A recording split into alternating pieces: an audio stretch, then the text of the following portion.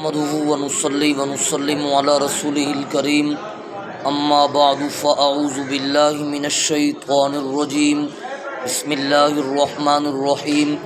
میرے واجب الاحترام سامعین مکرم، آج آپ حضرات کے سامنے ان 40 احادیث میں سے 23ویں حدیث ذکر کرنے چلے ہیں جن کے متعلق نبی پاک صلی اللہ علیہ وسلم نے ارشاد فرمایا کہ جو بندہ ان 40 احادیث کو یاد کر لے گا وہ بندہ جنت میں داخل ہو جائے گا۔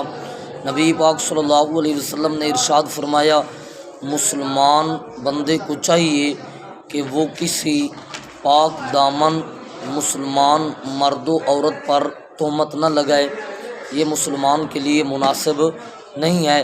لہٰذا میرے واجب الاحترام، اگر ہمارا میسیج اور پیغام آپ کو اچھا لگا اور ہماری آج کی حدیث آپ کو اچھی لگی تو ہمارے پیغام کو لائک اور شیئر ضرور کرنا۔ جزاکم اللہ خیرا۔